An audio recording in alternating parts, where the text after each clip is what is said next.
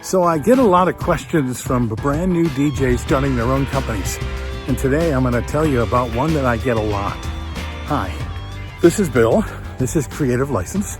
And my sponsors are Electro Voice, Disc Jockey News, DJ Event Planner, Perfect Portals, Promo Only, and of course my workshop, The Entertainment Experience. So the question, the big question, well, there's so many of them, but the one that always mystifies me is about pricing. First of all, how much do you charge?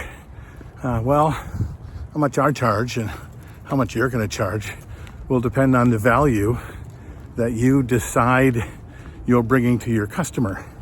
But that's another podcast. That's another time. And usually you got to sit down and work that out. This question is more specific.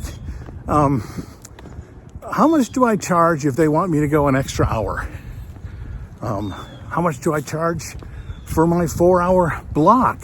If I have to set up at 4:30, but I start at 5, should I be charging at 4:30? Should I be charging at 5? What if they decided to move the ceremony up to 4:30 instead of 5 o'clock? Or they asked me at the last minute to go an extra half an hour or an extra hour. What should I do? What should I charge?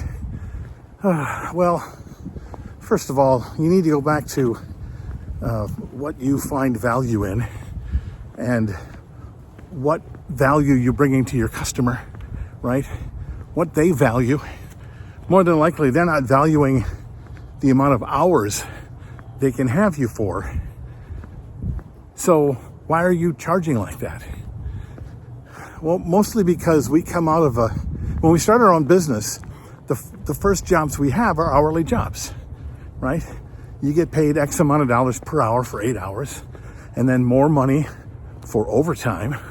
You know exactly what that is because your boss, who's charging much more per hour than you are being paid, has told you that's what it is. So now you have your own company and your own boss and you're the employee. So now you think that the hourly thing is what is moving you forward. And I guess maybe I see that when it comes to the equipment that they're renting from you, because you have to bring all of this equipment and they have to rent the equipment, and the equipment usually gets charged by the hour, which I kind of get. But when someone hires you to do a wedding or even just an event for the evening, let's say, are you doing more than one event that day? I mean, you personally, are you going to do one more? Not your company, but you. You have that one thing you can do. So your date is your inventory, and they want you for the day. And normally, people that hire us, they have zero idea how much time they need you for. They don't know. You're going to look at their event and realize that it starts at 5, and it'll take you an hour and a half to set up. So now you're moving back to 3:30 to begin to set up. But more than likely, you're going to set up earlier than that. So now you're sitting up at 2, so you can have an extra hour to go through the stuff and make sure it all works. So do you charge for all of that? Or are you charging for the day? And do you have limits on your day? You can have limits on your day. But once you give a customer an hourly block to use, they have to move that block around, hoping that that's what's going to work out for them. And when it doesn't, and you show up and go, well, you should have known. Now they feel like they've been cheated.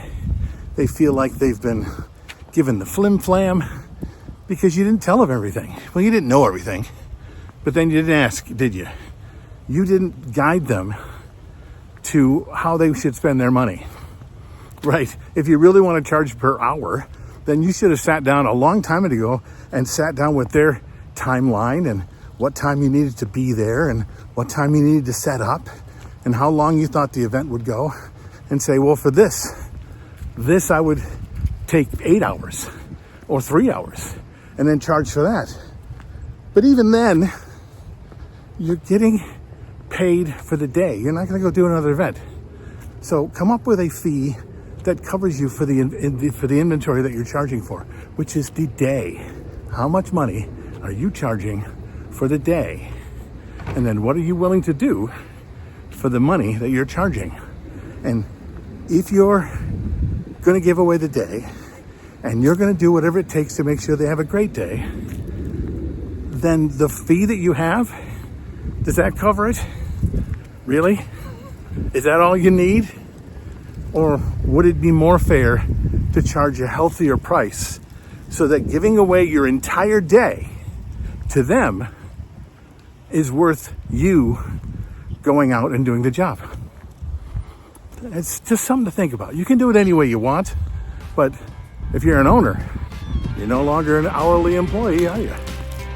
All right, what do you think? Write down your comments below. I'm Bill. This is Creative License, and I'll see you next week.